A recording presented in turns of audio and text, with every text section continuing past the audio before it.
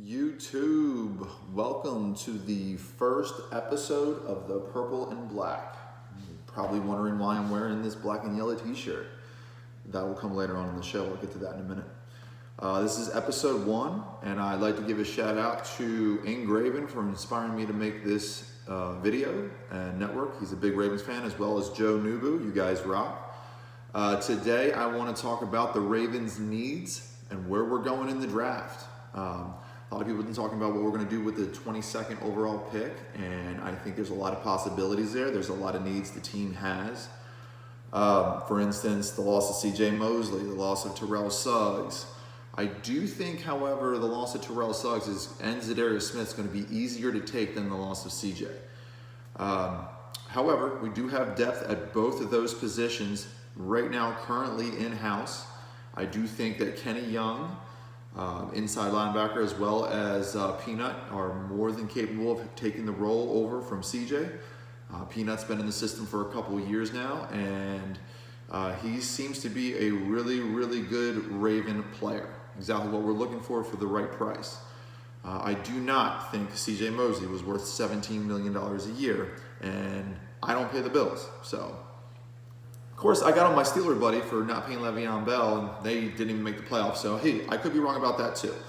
But anyway, moving forward to the draft, a lot of receivers have been linked to the Ravens so far, and it's funny because those needs I was talking about didn't really hit the receiver button, but that's probably the Ravens' biggest need this year is a wide receiver because they did lose their free agents in Michael Crabtree and John Brown.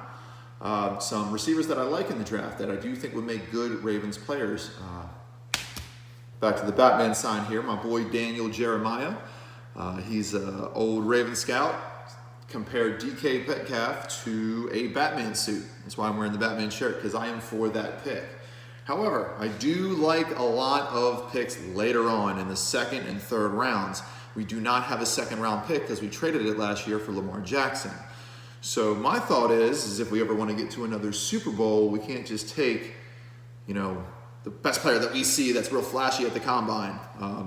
I do think he would make a great player, and I do think he has the chance and the tools to be the next type of Calvin Johnson type player, but nobody knows that for sure. And the reality is there's a lot of good other receivers that you can get later on in this draft. Some names, for instance, that I think will make good Ravens would be N'Keal Harry. Real big physical receiver, ran a 4.5 at the combine, just a gritty player. Hakeem Butler, deep threat, kind of will moss you all day long. Lamar Jackson's going to be running around, creating a lot of plays in that passing game. He can get over the top, and he can make plays. He's 6'6" and ran somewhere in the mid-4.4s. The two Browns, A.J. Brown, which was the teammate of DK Metcalf, and also Marquise Brown, which is Antonio Brown's cousin. He's probably the top prospect of all the wide receivers. And he doesn't really fit the mold where I think is a Raven. However, I do like Marquise Brown a lot. They call him Hollywood, and he can flat out play. He compares to both Antonio Brown and Deshaun Jackson is what I've heard the most of. I think he would be a great asset to take the top off the defense and actually play in the slot pretty well too. A.J. Brown, similar player, can play in the slot, can play outside. I think he's a good all-round receiver, maybe the best all-round receiver in the draft. Runs routes, had the most production over DK Metcalf, because DK Metcalf is a little bit more injury-prone, but he does have those physical attributes. But I'd like to know what you guys think in the comments, as far as the receivers, if I'm missing any that you guys think you may like. Some names I've heard before was Paris Campbell from Ohio State. I don't want another Bashard Perriman type player. I want a sure-handed, gritty receiver that is going to block, because we're going to need someone to block. I do think by trading out of the first round, possibly even trading twice back into the second and later second round, we could pick up some good players like N'Keal Harry, like Hakeem Butler.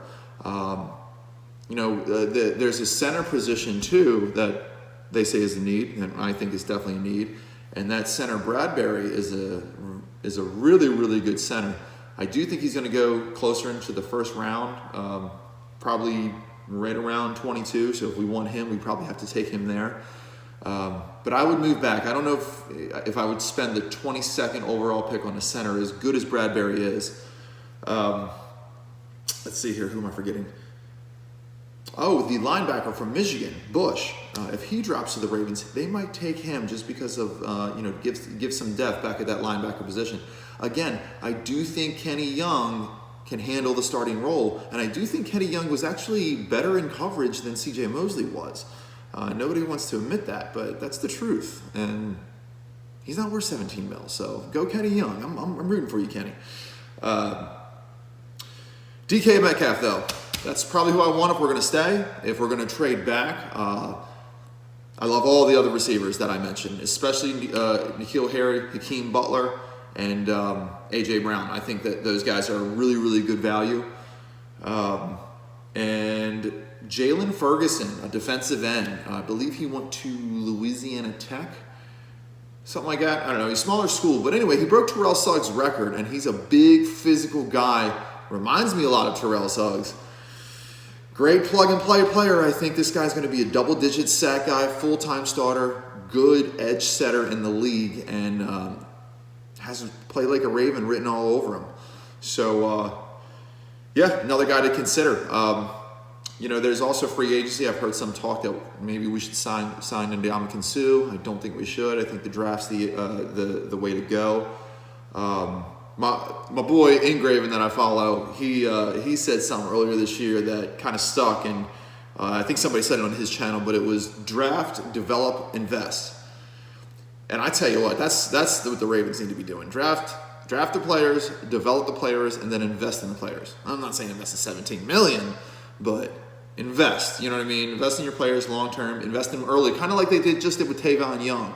I love that they locked up Tavon Young early, and I really hope they get a long-term deal done with Matt Judon very soon, because I don't want to lose any more of those good later-round players, those fourth-round picks, those fifth-round picks that we develop long-term and make them starters only to ship them off somewhere else to restart the process again. Love the comp picks, but at the same time, how many years did we really get out of Ryan Jensen and we're looking for a center right now. He's one of the best centers in the league. He's playing for the Bucs for all the money. Could have paid him the money, He didn't get he is one of the highest paid centers in the league, but they could have paid him the money. They let him go. They didn't pay CJ the money. They let him go. They didn't pay Za'Darius the money. They let him go, and I could see something happen like that with Judon, and I really like Judon. I wish, every once in a while he'll make a dumb play with his head, and I think he will be a better starter, though. I seen an interview with him on Good Morning Football recently, and he seemed like he's really ready for the role.